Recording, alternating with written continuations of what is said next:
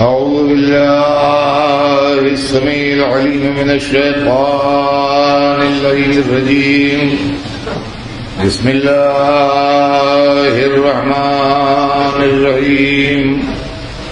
الحمد لله رب العالمين، والصلاة والسلام على سيدنا وشفيعنا بالقاف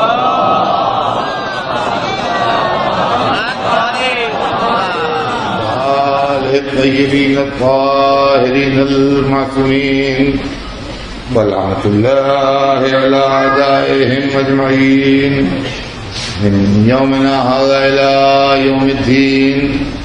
أما بعد، فقد قال الله سبحانه تبارك وتعالى في كتابه المبين وهو أصدق الصادقين: يا أيها الناس إنا خلقناكم من ذكر وأنثى وجعلناكم شعوبا وقبائل لتعارفوا إن أكرمكم عند الله أتقاكم إن الله عليم خبير. صلوات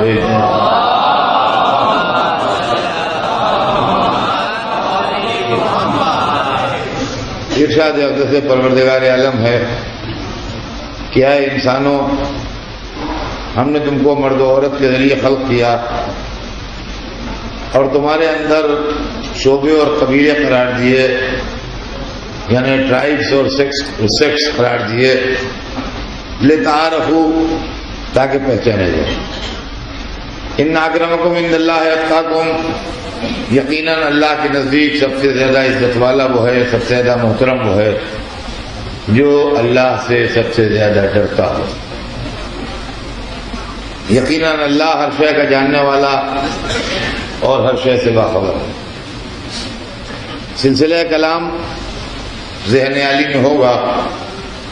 ہمارے آپ کے درمیان جو گفتگو ہے اس کا عنوان یہ ہے کہ اسلام انسانیت کا مذہب ہے، اور اسلام اس لیے آیا ہے کہ انسان بنے اور سکھ اور چین کی زندگی گزار سکے. لیکن یہ اسی وقت ہو سکتا ہے جب صحیح اسلام نگاہوں کے سامنے ہو. دوا اسی وقت فائدہ کرے گی جب صحیح دوا ملے، لیکن دوا کا نام فائدہ نہیں کرے گا. دوا کی وہ باٹل جس میں دوا رکھی ہوئی ہے وہ فائدہ نہیں کرے گی. وہ چیزیں جو دوا میں شامل ہیں اگر صحیح طریقے سے وہ ملائی جائیں اور دوا بنائی جائے تو فائدہ کرے گی، ورنہ فائدہ نہیں کرے گی. اسلام کے ساتھ سب سے بڑی ٹریجڈی یہ ہوئی کہ یہ دوا آسمان سے آئی، یعنی اللہ نے اپنے بندوں کے لیے دوا بھیجی. جس طرح دوائیں بنائی جاتی ہیں ان بیماریوں کے لیے جن میں انسان مبتلا ہوتا ہے، اسی طرح جن بیماریوں میں انسانیت مبتلا ہوتی ہے، ہیومینٹی مبتلا ہوتی ہے، ان دوائیوں کو بنانے کے لیے مذہب آیا ہے تاکہ وہ دوائیں انسان کو دی جائیں جس کے اندر اس میں غرور نہ پیدا ہو جائے، تکبر نہ پیدا ہو جائے، اپنے کو بڑا نہ سمجھنے لگے، دوسرے کو ذلیل نہ سمجھنے لگے، طاقت کی بنیاد پر دوسرے پر زیادتی نہ کرنے لگے، انسان کو ستانے نہ لگے، انسان کو پریشان نہ کرنے لگے، مال کی لالچ میں دوسروں پر ظلم نہ کرنے لگے، ناجائز کھانے نہ لگے، اپنے کردار کو بگاڑنے نہ لگے. یہ تمام وہ بیماریاں ہیں جو انسانیت کی بیماریاں ہیں، ہیومینٹی کی بیماریاں ہیں. ان بیماریوں کو اچھا کرنے کے واسطے دوا آئی. اس دوا کا نام تھا دین، اس دوا کا نام تھا مذہب، اس دوا کا نام تھا اسلام. اور عزیزان گرامی، آپ دیکھیے کہ دوائیں جو آتی ہیں وہ اس طریقے سے پیک کی جاتی ہیں، اس طریقے سے بند کی جاتی ہیں، اس طریقے سے ان کو پریزرو کیا جاتا ہے کہ وہ کسی ان ہائیجینک کنڈیشن میں نہ رہیں، ان میں جراثیم شامل نہ ہو جائیں، ان میں گندگی شامل نہ ہو جائے، اس کے اندر کوئی ایسی چیز شامل نہ ہو جائے جو دوا کے مزاج کو بدل دے، جو دوا کی صفت کو بدل دے۔ لہذا دواؤں کے لیے بھی کچھ ریسٹرکشنز ہوتے ہیں کہ یہ دوائیں ایسے ماحول میں بنائی جائیں گی، ایسے ماحول میں تیار کی جائیں گی۔ فٹ پاتھ کے اوپر دوا نہیں بنتی ہے کہ جہاں گرد بھی اڑ رہی ہے، مکھیاں بھی ٹہل رہی ہیں، اسکوٹر کا اور گاڑیوں کا دھواں بھی کھوٹا ہوا ہے اور اسی میں دوا بھی بن رہی ہے۔ یہ دوا بنے گی تو فائدے کے بدلے نقصان کر دے گی۔ دوا ایسے محفوظ لیب میں بنائی جاتی ہے جہاں کے اوپر یہ سب جراثیم نہ ہوں اور جو چیز جو ہے وہ پولوشن سے اور جراثیم سے پاک ہو۔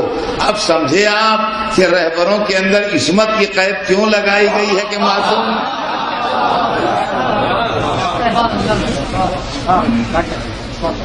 میں چھوٹی چھوٹی مثالوں سے اس لیے بات کرتا ہوں کہ یہ روزمرہ کی زندگی ہے۔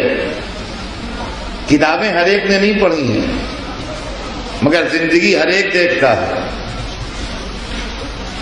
ایک دفعہ ڈاکٹر انجیکشن لگاتا ہے تو سرنج کو پھینک دیتا ہے، اس لیے پھینک دیتا ہے کہ میرے جو سرنج لگائی گئی اب اس کے بعد وہی آپ کے لگا دی جائے تو ہو سکتا ہے کہ بجائے فائدے کے نقصان پہنچ جائے، لہذا اس کو پھینک دو، ضائع کر دو، بیکار کر دو، لیکن اس سے فائدہ ہونا چاہیے، آدمی کو نقصان نہیں ہونا چاہیے۔ تو عزیزان گرامی، اللہ کے یہاں جو عدالت کی قید ہے، رہبروں کے یہاں جو عصمت کی قید ہے، جو پاکیزگی کی قید ہے، وہ اسی لیے ہے کہ دین کی پاکیزگی برقرار رہے۔ مذہب کیا ہے؟ مذہب کو بچے سمجھیں، نوجوان سمجھیں۔ میں جتنا میرے بس میں ایزی کر کے سمجھانا ہے اتنا ایزی کر کے میں سمجھا دیتا ہوں، اس کے آگے میری تکلیف ختم ہے، اللہ جانے آپ جانے۔ لیکن یہ کہ کسی ڈیزرٹ میں پانی پہنچانا ہے تو جہاں سے پانی ابل رہا ہے، چشمہ ابل رہا ہے پہاڑی سے کہیں سے، وہاں کے اوپر اگر آپ پانی گلاس میں لیں گے تو اتنا صاف شفاف شیشے کا ایک بہت عمدہ قیمتی گلاس لیجئے، بالکل ٹرانسپیرنٹ، اور اس کے اندر پانی لیجئے۔ یہاں سے گنگا دریا ہندوستان کا مشہور دریا ہے، جہاں سے یہ پہاڑیوں سے نیچے آ رہا ہے، ابل رہا ہے، وہاں سے آپ پانی لیجئے، اتنا موتی ایسا صاف پانی ہوگا کہ جو آپ کی زندگی اور صحت کا ضامن ہو۔ اس لیے کہ پانی حیات کا ضامن ہے۔ قرآن مجید میں اللہ نے فرمایا وَجَعَلْنَا مِنَ الْمَاءِ كُلَّ شَيْءٍ حَيٍّ، ہم نے پانی کے ذریعے ہر شے کو حیات دی۔ تو وہاں پہ آپ پانی لیجئے تو معلوم ہوتا ہے کہ یہ زندگی کا ٹانک ہے، حیات کا ضامن ہے۔ لیکن پھر دریا آگے بڑھتا ہے، شہروں سے گزرتا ہے، میدانوں سے گزرتا ہے، پولوشن ہوتا ہے، جنگلوں سے گزرتا ہے، درختوں کے پتے اس کے اندر شامل ہو جاتے ہیں، شہروں سے گزرتا ہے، شہروں کا گندا پانی اس میں شامل ہو جاتا ہے، کارخانوں کے پاس سے گزرتا ہے، کارخانے والے اپنا پانی دریا میں شامل کر دیتے ہیں، ہوتے ہوتے دریا کے پانی کا رنگ بدل جاتا ہے، مزہ بدل جاتا ہے، صفت بدل جاتی ہے، کیفیت بدل جاتی ہے۔ اب وہی گنگا کا پانی اگر کانپور میں یا بنارس میں یا پٹنے میں آپ گنگا سے بھریں ایک گلاس میں تو آپ ادھر سے ادھر دیکھ نہیں سکتے ہیں، اتنا پانی وہ میلا ہوتا ہے۔ اور ڈاکٹر کہتے ہیں، میں تو ڈاکٹر نہیں ہوں مگر میں نے اخبار میں پڑھا ہے اور سنا ہے جاننے والوں سے، ڈاکٹر کہتے ہیں کہ اس کو ایسے پی نہ لیجیے گا ورنہ انفیکشن ہو جائے گا، آپ بیمار ہو جائیں گے۔ اگر آپ کو استعمال کرنا ہے تو آپ اس کو بوائل کیجیے، خوب اس کو بوائل کیجیے، اور جب یہ بوائل ہو جائے، پک جائے اچھی طرح سے، تو اس کو ٹھنڈا کر کے کسی برتن میں صاف رکھ کے اس کے بعد آپ اس کو پیجیے تو ٹھیک ہے، ورنہ ایسے ہی اگر آپ استعمال کر لیں گے تو یہ نقصان دہ ہوگا آپ کے واسطے۔ تو معلوم ہوا کہ پانی سبب حیات ضرور ہے، لیکن پانی کے اندر چونکہ ہم نے اتنا اس کو پولوٹیڈ کر دیا ہے اور اتنا اس کے اندر دوسری چیزیں ملا دی ہیں کہ اب وہ بنارس میں یا کانپور میں یا پٹنے میں پینے کے قابل نہیں ہے جب تک کہ اس کو ٹھیک سے صاف نہ کر لیا جائے اور اس کا پولوشن دور نہ کر لیا جائے. ایسے ہی اسلام کا چشمہ جہاں سے ابلا تھا وہاں تو زندگی ہی زندگی تھی، حیات ہی حیات تھی، پاکیزگی ہی پاکیزگی تھی، عظمت ہی عظمت تھی. لیکن اب یہ راستہ طے کرنے لگا، اس کے اندر ملوکیت شامل ہو گئی، اس کے اندر سلطنت شامل ہو گئی، اس کے اندر ہوس اقتدار شامل ہو گئی، اس کے اندر جھوٹی حدیثوں کے مردے بہائے جائیں.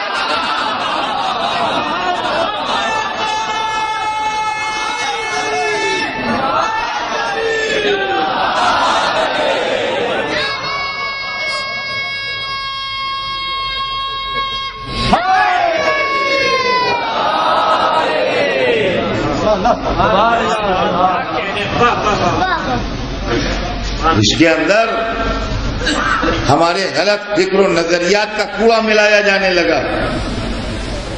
نتیجہ یہ ہوا کہ آج وہی مذہب جو زندگی تھا موت کی شکل اختیار کر گیا. آج وہی مذہب جو حیات تھا صحت کو بگاڑنے کی شکل اختیار کر گیا. تو عزیزان گرامی، ضرورت اس بات کی ہے کہ وہ پانی کہاں سے ملے جو زندگی کا ضامن ہو. اب سمجھیے بات کو، اگر آپ اسی طرح کھلا ہوا لائیں گے وہاں سے یہاں تک تو یہ سب ہوگا، یہ سب ہوگا، آپ کچھ نہیں کر سکتے. لیکن اگر آپ کو 1000 میل دور یا 2000 میل دور یا 5000 میل دور وہی پانی پہنچانا ہے جیسا ابل رہا ہے وہاں سے، جو اس کی اوریجنل شیپ ہے، اوریجنل فارم ہے، اگر ویسا ہی پانی پہنچانا ہے تو پھر آپ ایک پائپ لائن بنائیے اور پائپ لائن سے اس کو گزاریے جو کورڈ ہو چاروں طرف سے، جہاں پر کھولیے گا وہی پانی ملے گا. 100 میل کے بعد کھولیے گا تو وہی ملے گا، 500 میل کے بعد کھولیے گا تو وہی ملے گا، 1000 میل کے فاصلے پر کھولیے گا تو وہی ملے گا، 1500 میل کے فاصلے پر کھولیے گا تو وہی ملے گا. اس لیے کہ اس کے اندر کوئی پولوشن و آمیزش نہیں ہے. عزیزان گرامی، ہمارے پاس جو اماموں کی عصمت کا نظریہ ہے،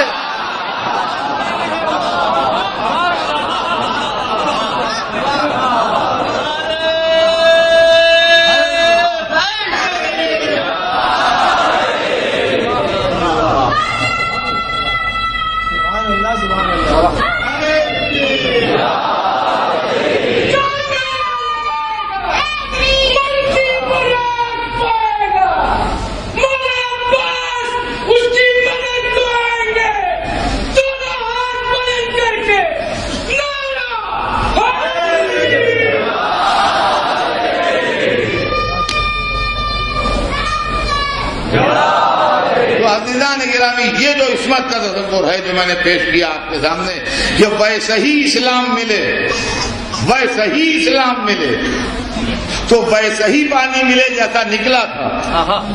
تو یہ جو تصور عصمت ہے، یہ جو آیا تطہیر ہے، یہ جو معصوم ہے، یہ عصمت کے ٹیوب میں جو کردار محمد چلتا رہے گا تو جہاں پر دیکھیے گا ویسا ہی ملے گا. اسی چیز کی نشاندہی محمد نے کی تھی کہ اولنا محمد واوسطنا محمد وآخرنا محمد. صلوات بھیجتے ہیں محمد.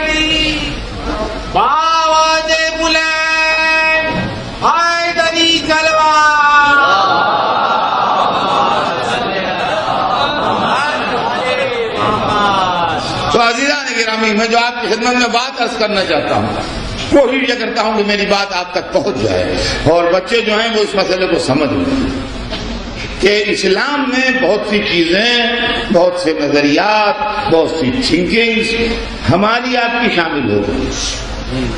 یہ اپنے اوریجنل فارم میں نہیں ہے. میں نے 2 حرف پڑھ لیے، میں سمجھنے لگا میں علامہ دہر ہو گیا، میں بہت قابل ہو گیا. میں نے اپنے خیالات اس کے اندر شامل کرنا شروع کیے کہ میں یہ سمجھتا ہوں، میں یہ سمجھتا ہوں، میں یہ سمجھتا ہوں. زبان کا ذرا تیز تھا، بہت سے لوگ میرے ساتھ لگ لیے، ان کا وہی نظریہ بن گیا، وہ چیز اسلام میں شامل ہو گئی. اس طریقے سے بہتری چیزیں اسلام کے اندر شامل ہیں. اس کے لیے کسی کے بگڑنے کی بات نہیں ہے، نہ اس کے لیے کسی دلیل کی ضرورت ہے. دلیل کی ضرورت اس لیے نہیں ہے کہ اسلام ایک تھا جو رسول اللہ نے پیش کیا تھا. آج بہت سے ہیں تو اگر چیزیں شامل نہیں ہوئی تو بہت سے ہو کیسے گئے؟ اگر چیزیں شامل نہیں ہوئی تو بہت سے ہو کیسے گئے؟ جو رسول دے کے گئے تھے وہ ایک چیز تھی. آج ہمارے پاس ڈفرینٹ نظریات ہیں، مختلف خیالات ہیں. تو مختلف خیالات کیسے ہیں؟ یا تو کہیے رسول ہی الگ الگ باتیں بتا کے معاذ اللہ گئے تھے، تو ایسا تو نہیں ہے. قرآن ایک ہے، انٹرپریٹیشن بہت سے ہیں. قرآن ایک ہی ہے، قرآن 2 نہیں ہے. الحمدللہ یہ بڑی خوشی کی بات ہے اور یہ بڑے اطمینان کی بات ہے کہ پورے عالم اسلام میں قرآن ایک ہے. لیکن قرآن ایک ہے، قرآن کے انٹرپریٹیشن ایک نہیں ہے. قرآن ایک ہے، قرآن کی تفسیر جو ہے وہ ایک نہیں. اس کو ہر پڑھا لکھا آدمی جانتا ہے اور اس کے اندر کوئی جھگڑے یا کوئی اختلاف کی بات بھی نہیں ہے اور کسی ثبوت دینے یا دلیل دینے کی ضرورت بھی نہیں ہے کہ میں آپ کا خواہ ٹائم ویسٹ کروں. تو انٹرپریٹیشن قرآن کا کون کرے؟ قرآن کی وضاحت کون کرے؟ اسلام کی جو تھیوریز ہیں ان کو ایکسپلین کون کرے؟ شریعت جو ہے اس کو کون بتائے؟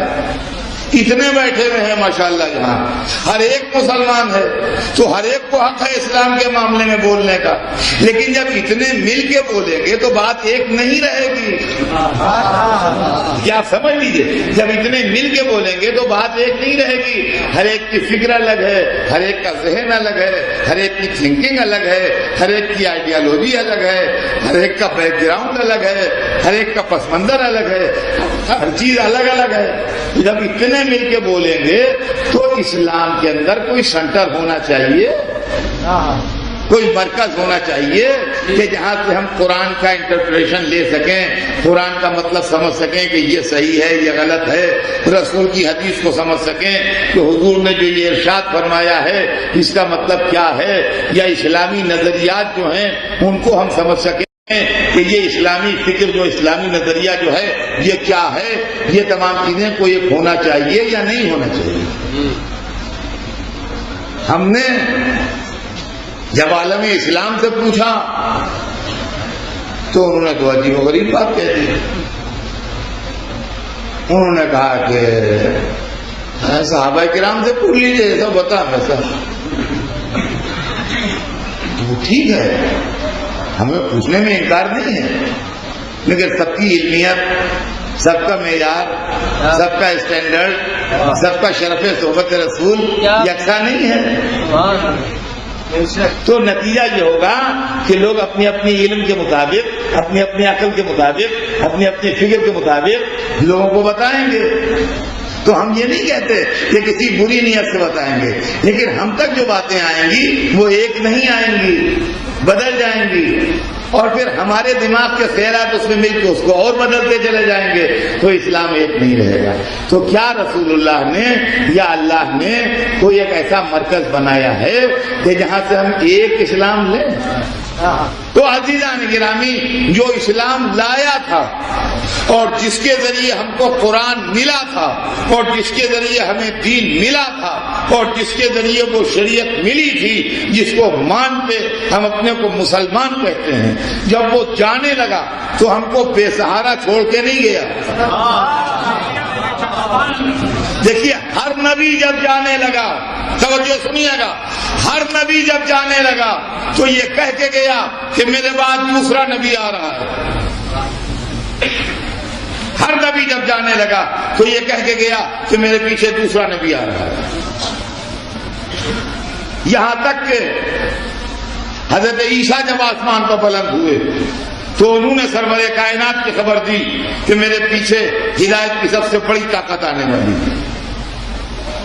میں آپ کے کامن سینس کو اپیل کر رہا ہوں، طاغوتی طاقتیں، برائی کی طاقتیں، شیطانی طاقتیں، ابلیسی قوتیں ہر نبی کے جانے کے بعد دین میں بگاڑ پیدا کرتی ہیں۔ جب جناب آدم چلے گئے تو آدم کی اولاد کو شیطان نے بہکایا، یہاں تک کہ جب جناب نوح آئے تو دنیا میں اتنا بگاڑ پیدا ہو گیا تھا کہ ان کے جیسے عظیم نبی کو پتھر مار مار کے لہو لہان کر دیتے تھے لوگ، جس کے نتیجے میں اللہ نے عذاب بھیجا اور طوفان نوح آیا اور مومنین نے نجات پائی اور جو خراب برے لوگ تھے وہ ڈوب گئے۔ یہ بات قرآن پاک سے ثابت ہے، لہذا فردر کسی اس میں ثبوت دینے کی ضرورت نہیں۔ لیکن جناب نوح نے گویا ایک طریقے سے دنیا کو دھو دیا، گندگی جتنی تھی وہ سب دھل گئی، اور کشتی میں جو لوگ بچے وہ مومن تھے، نیک تھے، اللہ والے تھے، جنتی تھے، نبی کے فالوور تھے، اور جتنی بھی ان کی تعریف کی جائے وہ کم ہے۔ وہ دنیا میں آئے، پھر سے دھلی دھلائی زمین پر انہوں نے نئی دنیا بسائی اور دنیا پھر سے آباد ہوئی۔ لیکن انفارچونیٹلی انہی مومنوں کی نسل میں، انہی پاکیزہ لوگوں کی نسل میں، انہی اچھے لوگوں کی نسل میں خراب لوگ پیدا ہونا شروع ہوئے، یہاں تک کہ ایسے خراب پیدا ہونا شروع ہوئے کہ اسی میں ایک نمرود بھی پیدا ہوا جو اپنے کو خدا کہنے لگا۔ یہ نمرود کہیں آسمان سے نہیں ٹپکا تھا، یہ نمرود کسی جنگل سے خود بخود نکل کے نہیں آیا تھا، یہ نمرود انہی نیک بندوں کی نسل سے تھا جو طوفان نوح سے بچ کے دنیا آباد کرنے والے لوگ تھے۔ لیکن بگاڑ پیدا ہوا اور نمرود جیسے ہو گئے اور شرک و بت پرستی و ظلم و ناانصافی کا دورہ ہو گیا، یہاں تک کہ جناب ابراہیم جیسا نبی آیا اور اس نے آنے کے بعد دنیا میں حقانیت کا عالم بلند کیا اور لوگوں کو اللہ کے راستے کی طرف بلایا اور باطل کی قوتوں کو، ایویل فورسز کو اس نے شکست دی۔ جناب ابراہیم کی اس کامیابی کے بعد دنیا میں پھر برائیاں پیدا ہونا شروع ہوئی اور دنیا میں پھر خرابیاں پیدا ہونا شروع ہوئی اور دنیا میں پھر عیب پیدا ہونا شروع ہوئے، یہاں تک کہ ایسا زمانہ آیا کہ جناب موسیٰ کو آنا پڑا اور دنیا میں فرعون جیسے بندے پیدا ہو گئے جو خدائی کا دعویٰ کرنے کے لیے بیٹھ گئے، جناب موسیٰ کو آنا پڑا۔ جناب موسیٰ بھی ہدایت کی بہت بڑی طاقت تھے، اولو العزم پیغمبر تھے، صاحب کتاب و شریعت نبی تھے، سبحان اللہ سبحان اللہ، ہماری زبان کہاں کہ ان کی تعریف کرے، وہ تشریف لائے اور انہوں نے آنے کے بعد حق کا پرچم بلند کیا، بڑی استقامت کے ساتھ فرعون کا مقابلہ کیا۔ پورا قصہ قرآن میں جگہ جگہ لکھا ہے، یہاں تک کہ وہ ذلیل ہوا اور غرق ہوا اور حق کا پرچم بلند ہوا اور موسیٰ کامیاب ہوئے اور حق کی بات بالا ہوئی۔ لیکن پھر موسیٰ کے ماننے والوں ہی میں اور بنی اسرائیل ہی میں ایسے لوگ پیدا ہونے لگے جو پیغمبروں کو قتل کرنے لگے، آسمانی کتاب میں تحریف کرنے لگے، یعنی ایڈیشن الٹریشن کرنے لگے، مذہب کو بدلنے لگے، آسمانی کتاب کی آیتوں کو تھوڑے پیسوں پر بیچنے لگے، یہ سب کرنے لگے۔ یہ سب قرآن پاک میں لکھا ہوا ہے جو سنا رہا ہوں آپ کو، ہر چیز کے سلسلے میں آیت پیش کر سکتا ہوں۔ یہ سب کرنے لگے، یہاں تک کہ جب ان کی ظلم و طغیانی حد سے بڑھی تو اللہ نے پھر ایک نبی بھیجا۔ وہ نبی بڑا عظیم نبی تھا اور صاحب کتاب و شریعت نبی تھا اور بڑے مرتبے کا نبی تھا، وہ معصوم اور اس کی ماں بھی معصوم، اور وہ حضرت عیسیٰ جو تشریف لائے اور آنے کے بعد انہوں نے حق کا بول بالا کیا اور باطل کو رسوا کیا اور اللہ کی حجت کو تمام کیا اور انسان کو انسان بنانے کی ہر ممکن کوشش کی۔ لیکن وہ عیسیٰ جو دنیا میں نیکیوں اور اچھائیوں اور نان وائلنس کی تعلیم لے کے آئے تھے. ان کے جانے کے بعد انہی کے ماننے والوں نے کیا کیا کیا. قرآن بھی گواہ ہے, حدیثیں بھی گواہ ہیں. ان کو خدائی میں بھی شامل کر دیا, ان کو خدا کا بیٹا بھی بنا دیا, آیات الہی کو بیچنا بھی شروع کیا, ان کی کتاب میں تحریر بھی کر دی, سب کچھ کرتے رہے. لیکن وہاں سے یہاں تک جو میں نے اتنی دیر میں آپ کو سلسلہ سنایا, ان میں ہر نبی اپنے بعد میں آنے والے نبی کی بھی خبر دے رہا تھا, اور یہ بھی کہہ رہا تھا کہ آخر میں سب سے بڑا نبی آئے گا, آخر میں سب سے بڑا نبی آئے گا, یہ بھی کہہ رہا تھا, اور اپنے بعد والے کے آنے کی بھی خبر دے رہا تھا. یہاں تک کہ جناب عیسیٰ جب آسمان پر بلند ہونے لگے تو سرکار دو عالم کی خبر دیتے گئے, جس کا تذکرہ قرآن. اور اس کے بعد اللہ نے انسانوں کا کرم کیا اور احسان کیا. حضور سرور کائنات کا اس کائنات عالم میں آنا انسانیت کے اوپر اللہ کا بہت بڑا احسان. اور قرآن مجید اللہ نے ہم پر کروڑوں اربوں, ہمیں گنتی نہیں ہے, گنتی فیل ہو جائے گی کہ خدا کے کتنے احسان ہیں ہم پر, گنتی ساتھ نہیں دے سکتی اگر ہم اللہ کے احسانات گننا چاہیں. اس لیے کہ قرآن کہتا ہے کہ تعدوا نعمت اللہ, اگر تم اللہ کی نعمتوں گننا چاہو تو تم اس کا احسان نہیں کر سکتے, ان کو گن نہیں سکتے. لیکن وہ اللہ جس نے ہم پر احسان پر احسان کیے اور کرم پر کرم کیے, لیکن کبھی احسان جتایا نہیں. لیکن محمد کو اس دنیا میں بشکل بشر بھیجنا اتنا بڑا احسان تھا کہ قرآن نے احسان جتایا. لقد من اللہ علی المؤمنین اذ بعث فیہم رسولا من انفسہم یتلو علیہم آیاتہ ویزکیہم ویعلمہم الکتاب والحکمہ. یعنی مطلب اس آیت کا یہ ہے کہ لقد من اللہ علی المؤمنین, اللہ نے مومنین پر یہ احسان کیا ہے کہ انہی میں سے ایک کو رسول بنا کے بھیجا ہے. تو معلوم ہوا کہ یہ احسان عظیم ہوا انسانیت کے اوپر کہ سرور کائنات, فخر موجودات, نور اول, اللہ کا پہلا مخلوق ہمارے درمیان بشکل بشر آ گیا. مجھے کسی شاعر کا نعت کا شعر یاد آ رہا ہے. مجلس میں نعت کا شعر پڑھنے میں یا مرثیہ کا شعر پڑھنے میں کوئی حرج نہیں ہے, غزل کا شعر نہ ہو. مجھے نعت کا شعر یاد آ رہا ہے کہ مجھے بہت پسند ہے تو آپ کو سنا دوں. شاعر کہتا ہے کہ اللہ اللہ یہ شرف آدم خاکی تیرا, اللہ اللہ یہ شرف آدم خاکی تیرا. آدم خاکی سے مراد مٹی سے بنا ہوا انسان, آدم مراد آدمی اور خاکی مانے مٹی سے بنا ہوا. اللہ اللہ یہ شرف آدم خاکی تیرا, یعنی یہ مٹی سے بنے ہوئے انسان تجھے اتنی بڑی عزت مل گئی. کیا عزت ملی؟ اللہ اللہ یہ شرف آدم خاکی تیرا, مصطفیٰ پہ کر انسان میں نمایاں ہو جائے. یعنی انسانوں کی شکل میں مصطفیٰ آ جائے ہمارے,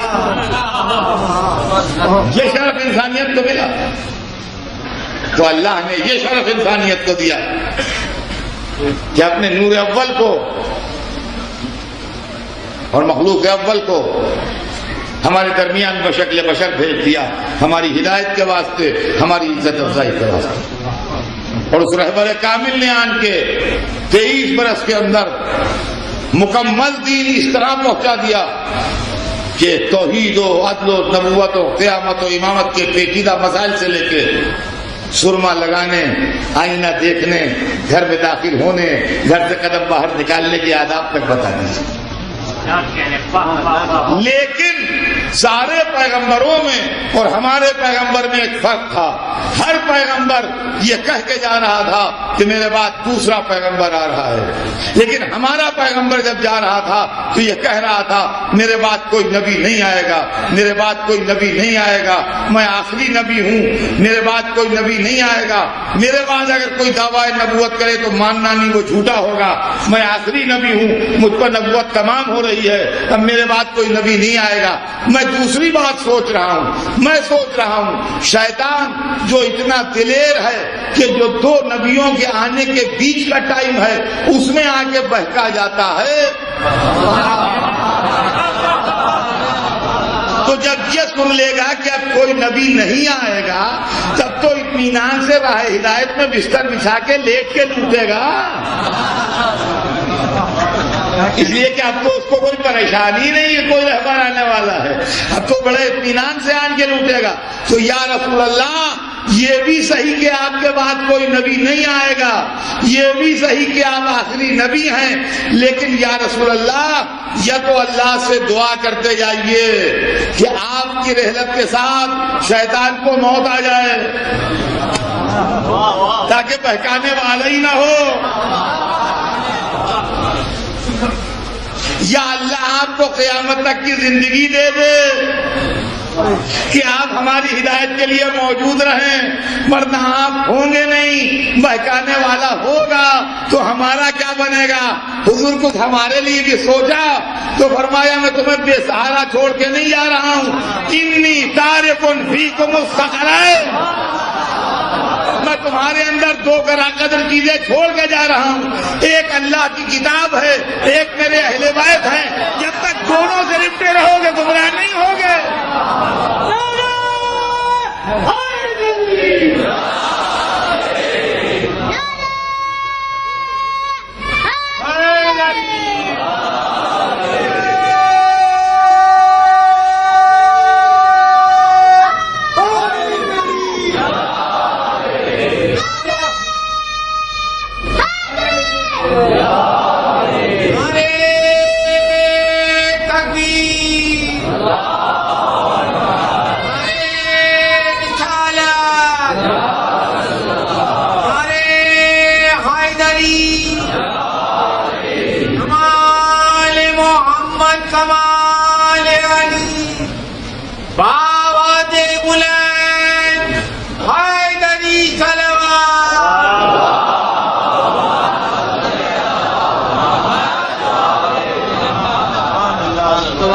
تو سرور کائنات حوالے کر کے گئے کہ میں جا رہا ہوں مگر تمہیں بے سہارا چھوڑ کے نہیں جا رہا ہوں، قرآن چھوڑ کے جا رہا ہوں جو قیامت تک تمہارے درمیان رہے گا، لیکن قرآن کتاب ہے، کتاب میں لکھا سب ہوتا ہے مگر بولتی نہیں، لہذا کتاب کا انٹرپریٹیشن کرنے کے لیے، کتاب کی وضاحت کرنے کے لیے، کتاب کا مطلب سمجھانے کے لیے اپنے اہل بیت کو چھوڑ کے جا رہا ہوں۔ کتاب تم بتائے گی، اہل بیت اس کی وضاحت کریں گے، جب تک تم قرآن و اہل بیت کے دامن سے لپٹے رہو گے میرے بعد گمراہ نہیں ہوگے۔ یہ کہاں تک ساتھ رہیں گے؟ انہما لن یفترقا، یہ دونوں آپس میں ایک دوسرے سے الگ نہیں ہوں گے۔ کب تک الگ نہیں ہوں گے؟ حتیٰ یرد علی الحوض، یہاں تک کہ میرے پاس قیامت کے دن حوض کوثر پر پہنچ جائیں۔ حوض کوثر تک لے جائے گا آپ کو قرآن اور اہل بیت۔ اب جب بھی اسلام کا وقت پڑے، جب بھی اسلام کی شکل بگڑے، جب بھی اسلام پر اعتراض ہوں، جب بھی اسلام پریشر میں آئے، آپ ادھر ادھر نہ بھٹکیے، بادشاہوں پاس نہ جائیے، سیاسی نیتاؤں کے ہاتھ نہ جوڑیے، سپر پاورز کی طرف نہ دیکھیے، کٹ ملاؤں کی نہ سنیے۔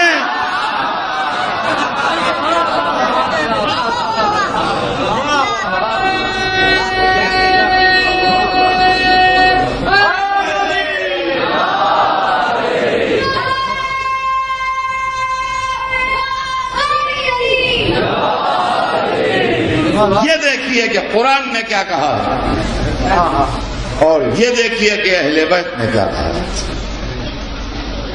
اس تمہید کے بعد اور اس گفتگو کے بعد، یہ ہماری گفتگو تو آگے بڑھتی رہے گی، لیکن موجودہ حالات میں ہم قرآن و اہل بیت سے کیا رہنمائی حاصل کر سکتے ہیں؟ جن حالات سے اس وقت دنیا گزر رہی ہے، خاص طور سے جن حالات سے ملت مسلمہ گزر رہی ہے، جو خطرے ہیں، جو اندیشے ہیں، جو دہشتیں ہیں، جو پریشانیاں ہیں، ان کے لیے کوئی گائیڈ لائن اسلام نے دی ہے؟ اس کے لیے کوئی گائیڈ لائن قرآن میں ہے؟ اس کے لیے کوئی رہنمائی اہل بیت کی سیرت میں ہے؟ اگر ہے تو اس کو سامنے آنا چاہیے، تاکہ کوئی مانے یا نہ مانے، کوئی سمجھے یا نہ سمجھے، وہ بچے جو قرآن و اہل بیت سے عقیدت رکھتے ہیں ان کی سمجھ میں تو آ جائے کہ اصلیت کیا ہے اور صحیح کیا ہے اور غلط کیا ہے۔ میں اکثر لوگ سوچتے ہوں گے کہ ایک ہی بات بار بار ریپیٹ کرتے ہیں، مگر میں اس لیے ریپیٹ کرتا ہوں تو اس کی اہمیت آپ کی سمجھ میں آئے کہ ہمیں سب سے زیادہ فکر اپنے نوجوانوں کے سلسلے میں ہے، اس لیے کہ زمانہ برا ہے، پروپیگنڈے کا زور بہت ہے، برین واشنگ کی جا رہی ہے نوجوانوں کی، مذہب کے نام پر، دین کے نام پر، اللہ کے نام پر، جنت و آخرت کے نام پر، سمجھے آپ؟ لہذا ہمارا فرض یہ ہے کہ جتنا ہم بچا سکتے ہوں اتنا تو بچا لیں۔ ٹھیک ہے، اگر ہمارا کوئی پڑوسی ہماری بات سن کے متاثر ہوتا ہے اچھی بات ہے، اگر ہمارا کوئی دوست ہماری بات سن کے متاثر ہوتا ہے بہت اچھی بات ہے، لیکن اگر کوئی نہیں سنتا ہے اور کوئی متاثر نہیں ہوتا ہے تو ہمارے اپنے بچے جو مجلس حسین سننے کے لیے آتے ہیں یا انٹرنیٹ کے اوپر یا ویڈیو پر اپنی اپنی جگہ مجلس ہماری سنتے ہیں، کم از کم ان کے کانوں تک تو بات پہنچ جائے کہ کیا ہے۔ آج دنیا میں جو دہشت گردی ہو رہی ہے اور جو زیادتی ہو رہی ہے اور جو گڑبڑیں ہو رہی ہیں ان کے لیے ایک ایکسکیوز پیش کیا جاتا ہے، اور وہ ایکسکیوز یہ ہے کہ جن کے ساتھ ظلم ہوگا، جن کے ساتھ زیادتی ہوگی، جو مارے جائیں گے، ان کے گھر جلیں گے، پھر وہ یہ سب تو کریں گے، پھر یہ نہیں ہوگا تو کیا ہوگا؟ تو غور طلب بات یہ ہے کہ ہم قرآن کی روشنی میں، اہل بیت کی روشنی میں اس مسئلے کو سمجھنے کی کوشش کریں، اسلامی تعلیمات کی روشنی میں یہ معاملہ کیا ہے۔ دیکھیے میں جو کہہ رہا ہوں، ایک بات تو یہ کہ جتنا کہہ رہا ہوں اتنے کا ذمہ دار ہوں، اس کے آگے پیچھے کا ذمہ دار میں نہیں ہوں کہ میری طرف سے کوئی تھا کچھ اس کا انٹرپریشن فرما ہے۔ میری تقریر محفوظ ہے، ریکارڈ ہے، میں اتنے کا ذمہ دار ہوں۔ عزیزان گرامی، دنیا میں بہت سی غلط باتیں رائج تھیں، اسلام جب آیا تو اس نے ان کی اصلاح کی، ان کو ٹھیک کیا۔ جو بالکل غلط تھیں ان کو بالکل کاٹ دیا، جو کچھ غلط تھیں کچھ ٹھیک تھیں ان کے اندر جتنا غلط پورشن تھا وہ نکال دیا، جتنا صحیح پورشن تھا وہ رہنے دیا۔ سمجھے آپ؟ اس میں ایک چیز تھی بدلہ، ریونج، انتقام۔ اگر کسی نے ہمارے ساتھ ظلم کیا ہے تو ہم بھی اس کو ستائیں گے، اگر کسی نے ہم کو مارا ہے تو ہم بھی اس کو ماریں گے، اگر کسی نے ہمارے ساتھ زیادتی کی ہے تو ہم بھی اس کو بدلہ لیں گے، ریونج لیں گے، انتقام لیں گے۔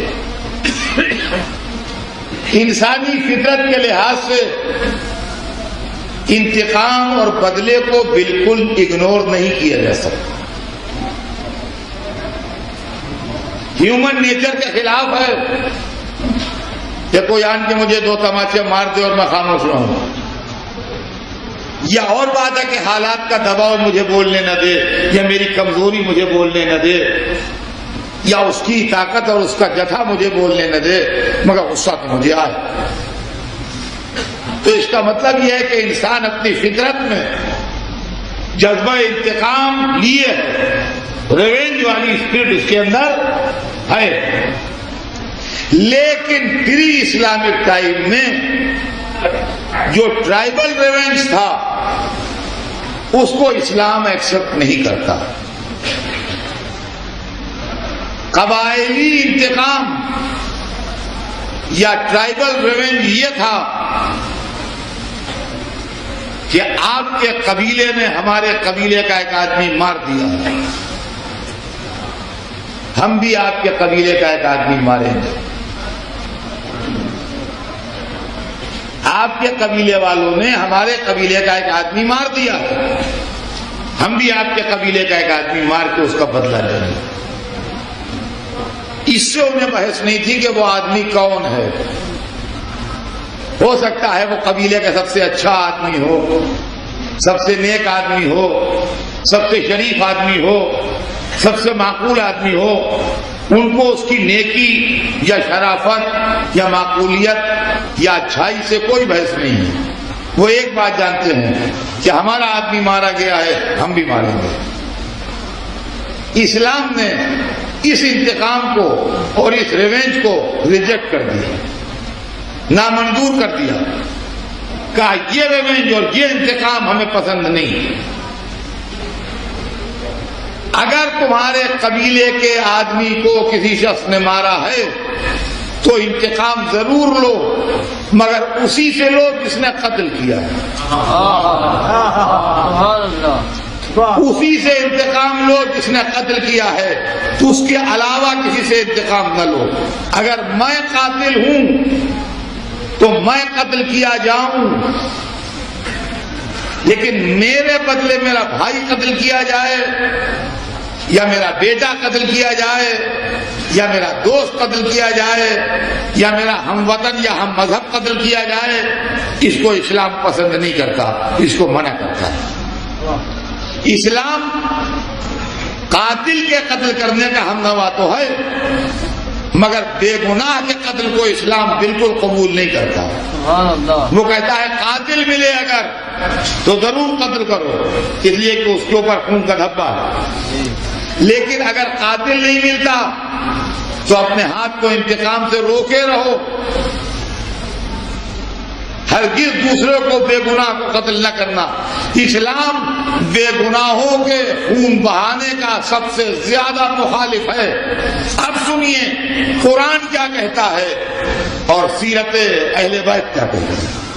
یہ تو فلسفی ہے اسلام کی جو میں نے آپ کے سامنے دہرائی. اب یہ سپورٹ کر رہا ہے قرآن اس کو. قرآن میں بار بار ارشاد ہوا، ایک جگہ نہیں کئی جگہ یہ آیت قرآن میں ہے کہ لا یعذر وازرۃ وزر اخری، ایک آدمی دوسرے آدمی کے کیے کا بوجھ نہیں اٹھائے گا. جو میں نے کیا ہے اس کا ذمہ دار میں ہوں، آپ میرے کیے کا بوجھ نہیں اٹھائیں گے.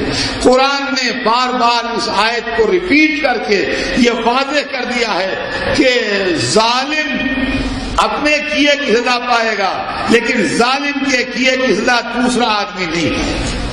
تو قرآن مجید نے کلیئر کٹ یہ بات واضح کر دی، لا یعذر وازرۃ وزر اخری کہیں گے کہ کوئی دوسرا بے گناہ آدمی کسی گناہگار کے کیے کا بوجھ اٹھانے والا نہیں. اب آئیے اہل بیت نے کیا تعلیم دی. انہما لن یفترقا، یہ دونوں جدا نہیں ہوں گے. تو قرآن کا ورژن تو آپ کو معلوم ہو گیا کہ لا یعذر وازرۃ وزر اخری، کوئی آدمی دوسرے آدمی کے کیے کا بوجھ نہیں اٹھائے گا. اب آئیے اہل بیت بھی وہی کہتے ہیں جو قرآن کہتا ہے یا نہیں. اب اٹھائیے نہج البلاغہ، مولا علی کی وصیتوں کا چیپٹر نکالیے جو آخر میں ہے. 19ویں رمضان اور 21ویں رمضان کے بیچ میں زخمی ہونے کے بعد مولا علی کی وصیتیں ہیں. ایک تفصیلی وصیت ہے جو امام حسن کے نام ہے، ایک دوسری وصیت ہے جو اپنے دادا کی اولاد کے نام ہے. قرآن کا ورژن یاد ہے آپ کو کہ ایک آدمی دوسرے کے کیے کا بوجھ نہیں اٹھائے گا. علی اپنی شہادت سے ایک دن پہلے وصیت کرتے ہوئے لکھتے ہیں کہ آئے بنی عبد المطلب. بنی عبد المطلب کون ہیں؟ علی کے دادا کی اولاد. عبد المطلب علی کے دادا کا نام تھا. اے بنی عبد المطلب، اگر میں اس زخم سے نہ بچ پاؤں تو خبردار میرے بعد تلوار لے کے یہ کہتے ہوئے کہ امیر المومنین شہید ہو گئے، بے گناہوں پر ٹوٹ نہ پڑنا.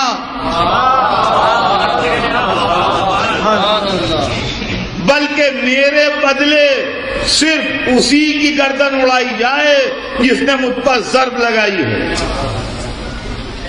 اور کسی دوسرے آدمی کو میرے بدلے میں قتل نہ کیا جائے. نہج البلاغہ آج سے 1400 برس پہلے مولا علی وصیت کر کے اسلام کا چہرہ دنیا کے سامنے پیش کرنا چاہتے ہیں کہ اسلام کسی بے گناہ کے قتل کے لیے تیار نہیں ہے. علی کے چاہنے والوں کے لیے علی کی شہادت سے بڑھ کے المیہ کیا ہو سکتا ہے؟ علی کے چاہنے والوں کے لیے علی کی شہادت سے بڑھ کے غمناک واقعہ کیا ہو سکتا ہے؟ لیکن علی ابن ابی طالب نے یہ وصیت کر کے بتایا کہ اسلام بے گناہ کو قتل کرنے کا ہرگز روادار نہیں ہے. اب وہ لوگ جو اپنے سیاسی مقاصد سے بے گناہوں کے خون بہا کے اسلام کے دامن میں پناہ چاہتے ہیں، یہ اسلام کے دشمن ہیں، اسلام دوست نہیں ہے. اب علماء اسلام کا فریضہ ہے کہ پرانی رواداریوں کو چھوڑ کے در اہل بیت پر آئیے تاکہ حقیقت واضح ہو. صلوات ہیں محمد.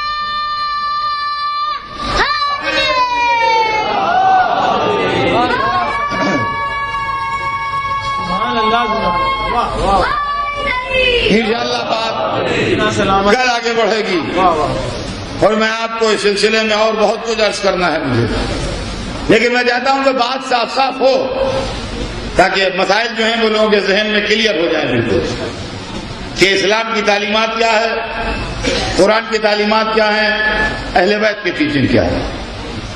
اس کے علاوہ کوئی کچھ کہے اسلام اس کا ذمہ دار نہیں ہے، لیکن اسلام رسول کے فرمانے کا ذمہ دار ہے، اسلام قرآن کے کہنے کا ذمہ دار ہے، اسلام اہل بیت کی رہنمائی کا ذمہ دار ہے.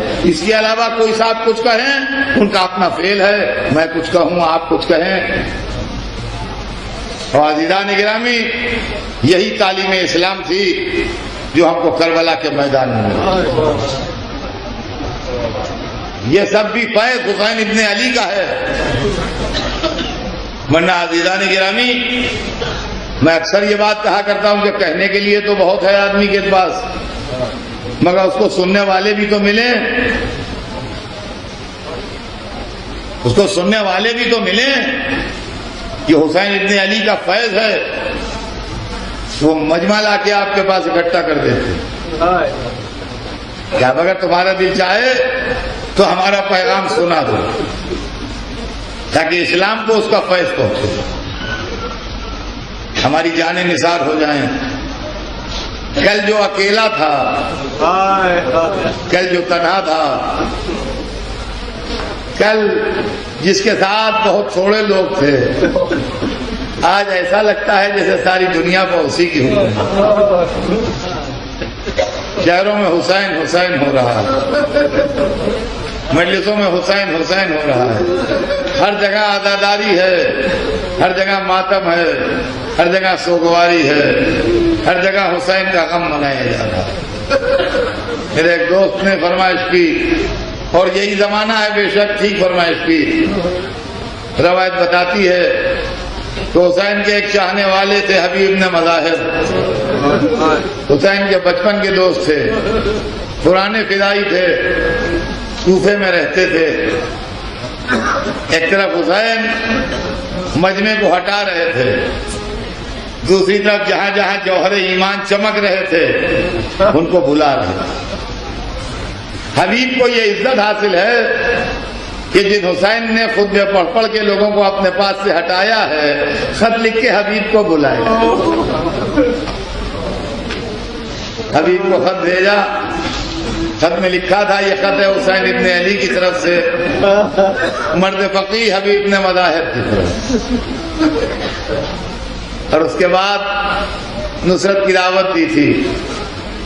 حبیب کے متعلق تاریخ میں لکھا ہے کہ حالات خراب تھے، کوفے کا رنگ بگڑا ہوا تھا، اپنے غلام کو گھوڑا دے کے بھیجا اور اب اس طرح چلے جیسے کھیتی باڑی پہ جایا کرتے تھے۔ کہا شہر سے باہر کھلا جگہ جا کے تم میرا انتظار کر۔ چھپتے چھپاتے راستے بدلتے ادھر سے ادھر سے ہوتے ہوئے جب وہاں پہنچے تو دیر ہو گئی تھی۔ دیوار کے طرف کے پیچھے چھپ گئے دیکھنے کے لیے، کوئی دیکھ تو نہیں رہا، تو دیکھ تو کوئی نہیں رہا تھا، مگر غلام یہ کہہ رہا تھا کہ گھوڑے گھبرا نہیں، اگر میرا آقا مجبور ہو گیا کسی وجہ سے تو میں سوار ہو کے نصرت حسین کے لیے چلوں گا۔ دل بھر آیا، رونے لگے، کہا یا ابا عبداللہ اب یہ وقت آ گیا کہ غلام آپ کی نصرت کی تمنا۔ سامنے آئے، کہا مجھے نہیں معلوم تھا کہ تو اتنا حسین کو چاہتا ہے، میرے دل میں یہ خیال نہیں تھا کہ تو اتنا محب حسین ہے۔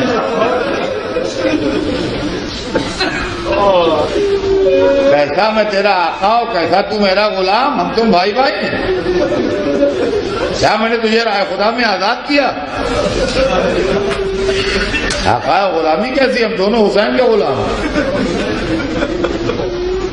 یہ کہہ کے غلام کو آزادی کا مجدہ دیا، کہا جاؤ جاؤ اب اپنے غلام نہ دوچنا، تم آزاد ہو۔ ارے ایسا محب حسین، سبحان اللہ۔ یہ کہہ کے جلدی سے گھوڑے میں بیٹھے چلے، مگر حالات ایسے تھے کہ چوکنا بالکل۔ چلتے چلتے یہ لگا جیسے کوئی آ رہا ہے پیچھے، گھوڑا روک کے دیکھا، دیکھا غلام دوڑتا ہوا چل رہا ہے۔ کہا کیوں خیریت تو ہے؟ کہا آپ چلیے چلیے، آپ چلیے، رکیے نہیں، آپ چلیے۔ کہا کیوں تم کیسے آ رہے ہو؟ کہا وہیں چل رہا ہوں جہاں آپ جا رہے ہیں۔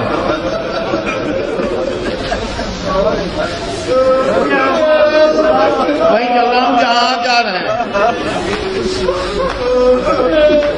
اب تو آزاد بھی ہو گیا نا، اب کیا ہے، میں بھی جا رہا ہوں نصرت کے لیے۔ پھر روئے، کہا واہ بھائی، اب یہ کیسے ہو سکتا ہے کہ ہم تم اس طرح جائیں کہ تم پیدل چلو ہم سواری پہ چلو، اور اسی گھوڑے میں بیٹھو، آہستہ چلیں گے کہ جانور کو تکلیف نہ ہو، تھوڑی تھوڑی دور میں ٹھہرتے رہیں گے کہ رہوار تازہ دم رہے، مگر یہ نہیں ہوگا کہ ہم سوار ہو کے جائیں تم پیدل جاؤ۔ اس کو اپنے پیچھے بٹھا لیا، سواری کو آہستہ چلایا، کسی نہ کسی طرح خدمت حسین میں پہنچ گئے۔ ادھر ایسا لگا جیسے حسین کسی کا انتظار کر رہے تھے۔ کہا میرے دوست آجا، ادھر خیمے میں خبر گئی تو اندر سے کنیر آئی، کہا فضا آئیں کا حبیب مبارک ہو۔ کہا کیا؟ کہا جنت کی شہزادی نے تمہیں سلام کہلوایا ہے، علی و فاطمہ کی بیٹی زینب کبریٰ نے سلام کہلوایا ہے۔ حبیب زمین پر گر کے لوٹنے لگے، سر پر خاک ڈالی، ارے میں اس قابل کے جناب زینب مجھے سلام کہلوائے۔ ارے کہاں زینب کبریٰ، کہاں میں؟ لیکن جب حبیب نے اپنی جان دے دی تو حسین روتے ہوئے لاشے پہ آئے، حبیب سے کہا بھیا حبیب جاؤ، میں کہوں گا مولا یہ امتحان ظہر تھا کہ حبیب کے لاشیں پائے، عصر کے بعد کبھی عباس کے لاشیں پائے، کبھی علی اکبر کے جنازے پائے، کبھی قاسم کی لاش کے ٹکڑے۔